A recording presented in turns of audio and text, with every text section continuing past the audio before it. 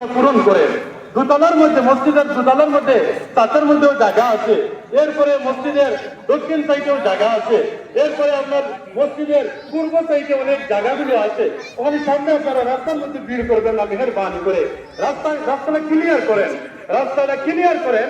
বরিশাল বেকারের সম্মানিত পরিচালক সাহেবকে আমরা দৃষ্টি আকর্ষণ করছি, মেহেরবানি করে রাস্তাটা একটু খালি করে দেন।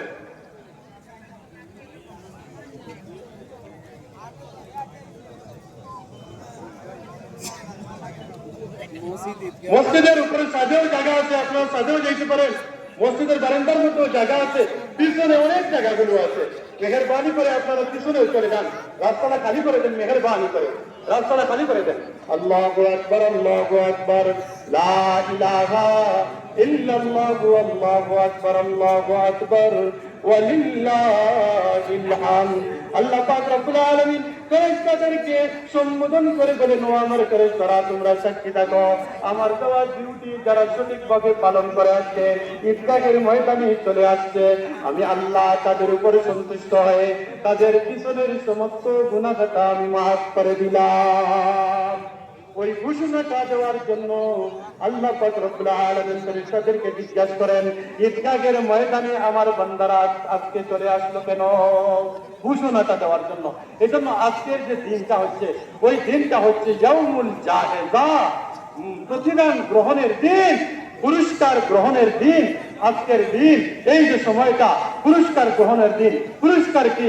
যে আল্লাহ পাক রব্বুল আলামিনের পক্ষ থেকে ক্ষমার ঘোষণা। এটাই হচ্ছে সবচেয়ে বড় প্রাপ্য মুমিনের সবচেয়ে বড় প্রাপ্য, মুমিনের সবচেয়ে চাওয়া আর পাওয়া মহান রব্বুল আলামিনের দরবারে তার জিন্দেগীর সমস্ত গুনাহ খাতা মাফ হয়ে যাওয়া, সবচেয়ে বড় চাওয়া। এজন্য আমরা আসলাম, আজকে ঈদগাহের ময়দানে আমরা আসলাম।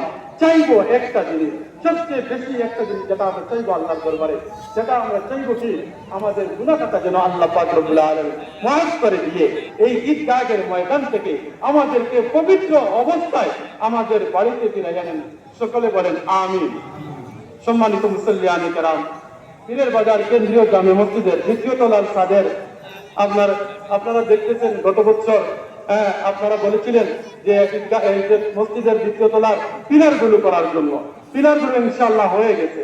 অনেক টাকাগুলো গত বছরের অনেকে ওয়াদা করেছিলেন এই ঈদগাহের ময়দানে, অনেকে ওয়াদা করেছিলেন, কিন্তু এখন পর্যন্ত ওই টাকাগুলো আসে নাই। কিন্তু অনেক ঋণ করে